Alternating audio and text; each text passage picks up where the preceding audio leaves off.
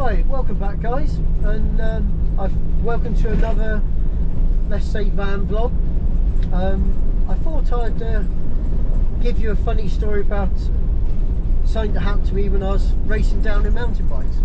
Now, to give you a bit of back history, I've pretty much most of my life either been racing motocross, duros, mountain bike, downhill mountain bikes, and you know, did a bit of rallying and everything in between, really. Done lots of bits and pieces. So if you are interested and you do enjoy these vlogs I do about the past and things that have happened to me in the past, let me know in the comments, and I'll keep going, and I'll keep telling you these random things that have happened to me. And obviously I'm only ever going to tell you the ones that are funny or interesting. I'm not going to bore you with an entire race run of a downhill track or a motocross race that I did really well but nothing actually interesting happened. So I'm only ever going to tell you things where basically I failed miserably. But yeah, I'll if you let me know in the comments and we'll go from there. But for now, I'll keep telling them and see how we get on.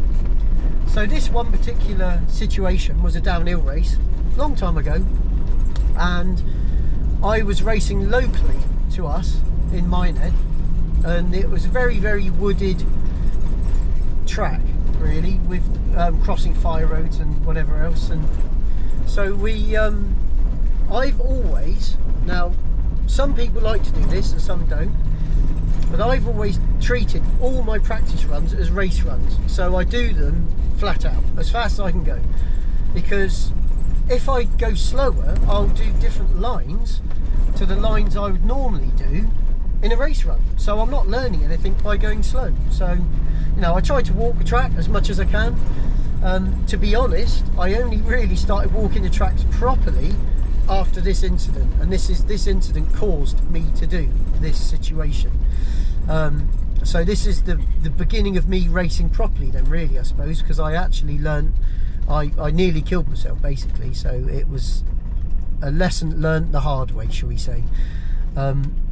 And what I done was I got to the top of the track and put my head on, my race head on, put my helmet on, put my goggles on, and just went. And I went as quick as I could, and it was amazing. Really good fun track. And about halfway down, this track like opened up into a clearing, and through this clearing, it was quick as well. You just entered the clearing through this real kind of quite steep but relatively straight, so you could carry a lot of speed into it.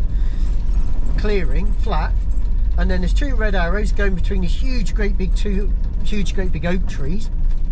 So I just went flying between these two trees, as you do, and next thing I know, I'm airborne. And I'm not just airborne, it is a massive drop. And the drop, no word of lies, it's about 30 foot vertically. Now, it was actually just a very steep drop that you would have normally just inched down, come, you know, broke through the clearing and just gone all over the roots and the drops and then carried on. And I was almost flat out as I went through the clearing, so I just fell. And anyone that's done any kind of racing or big jumps, whether it's mountain bike, BMX, motorbike, you know that kind of floating, dropping feeling. And I had that floating, dropping feeling, followed very quickly by, oh my God, this is going to hurt badly. It's not hurting yet, I'm perfectly right now, but the floor's coming. And so I'm falling, and I'm just looking, what can I do? Would it be worth ditching the bike and just landing on my feet, or is it worth staying with the bike and just hoping? And I noticed as I was dropping, and don't forget, this is happening in milliseconds really, but it feels like a lifetime. And I'm dropping, and I notice actually that the land drops off again. So after the drop, it's flat, but after that flat, it falls away again. And I'm literally in my head thinking, I'm going to make this, I'm actually going to clear the flat spot, and can I then cope with the landing on the next bit? And I'm just petrified, truly petrified. I'm not going to act the big man and pretend that, oh yeah, I just did it, it was amazing. It wasn't. I was petrified. And but I did clear the flat. I cleared the flat section, and I'm now back onto another downhill part. but there's lots and lots of trees on the next downhill section. So I'm just flying through the air, dropping and dropping and dropping, and I land.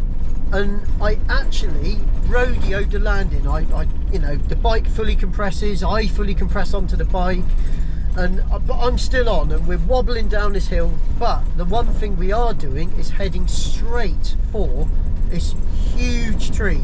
I can't turn, it's all I can do to stay on the bike, and we're just heading towards this massive tree, and there's people everywhere watching, videoing, and all I can do is just try and stay on the bike and try to stop the bike, and I'm not, I'm on it and I'm dealing with it, but it's struggling. I'm getting closer and closer and closer because it's so steep. I think the step helped me land and kept me on the bike, but I'm not slowing down. I'm braking as hard as I can, but I'm barely slowing down, heading straight for this tree. And I can see there's a lad stood next to this tree in a bright red t-shirt. I remember it vividly, bright red t-shirt, and I'm heading towards this bright red t-shirt which is next to this whacking great big tree. And I go from being straight to now sideways, so I'm heading sideways towards this tree, and I'm sliding, and I just bang side on into this tree, and like my shoulder hits the tree, but I'm all right. I'm still with my bike, and I'm all right.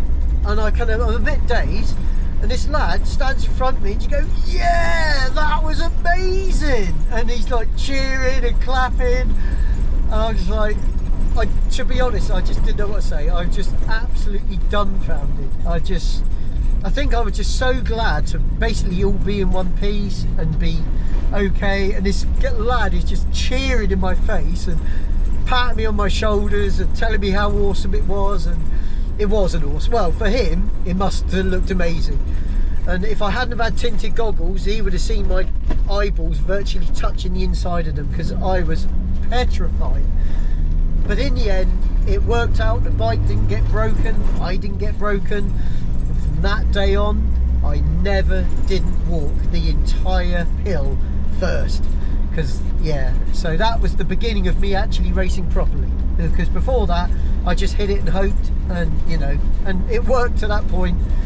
But that was a point that I learned, and I'll never do again. I never did again, sorry, because I don't race now. But yeah, that was funny, and the lad's reaction blew me away. He was just so funny, and he was so excited, and everyone around was cheering and clapping, but more because I've just given him a good eyeful more than I did anything good.